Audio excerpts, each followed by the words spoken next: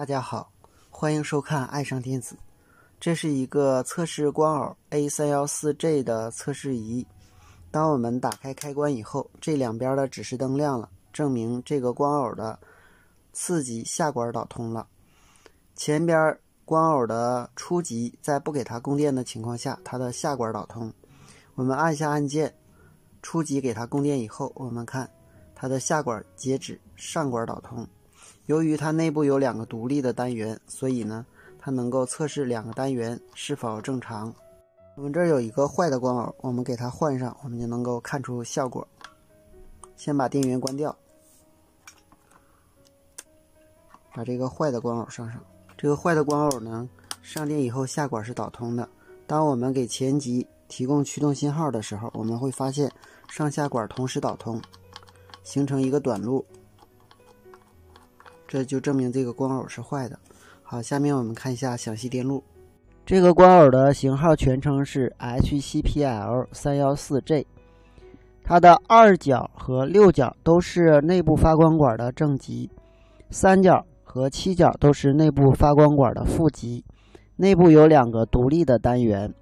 后边的16角和11角都是供电，15角是输出，10角也是输出，14角和9角分别是两个独立单元的接地端。前边一般供电是5伏，后边的供电可以在10伏到30伏之间，最大供电是30伏。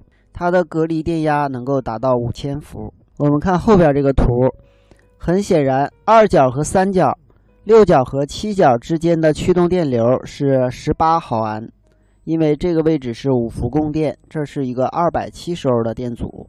通过这个驱动器把信号加到2角，驱动器可以是2003开漏式输出，这个电阻就是上拉电阻。当导通的时候，这个位置为低电位；当截止的时候，这个位置为高电位。与此同时，光螯内部发光管发光。因为上下两个单元是完全一样的，所以我们就看上边这个单元就可以了。当内部发光管发光的时候，上管导通；当内部发光管不发光的时候，下管导通。它的次级供电可以在10伏到30伏之间。驱动 IGBT， 我们看它的供电呢需要18伏。当上管导通的时候， IGBT 门级输入高电位使 IGBT 导通，下边是同样的。当下管导通的时候，及时把 IGBT 门级的电放掉，这样 IGBT 能够保证完全的截止。我们看下边这个9角是直接接 IGBT 的发射极的，而这个14角在这里没有画出来，实际上呢，它也要跟这个上管的 IGBT 发射极形成回路，才能够正常使用。由于这个光螯没有保护电路，所以它的故障率相对来说较低。好，今天咱们就到这里，谢谢大家，再见。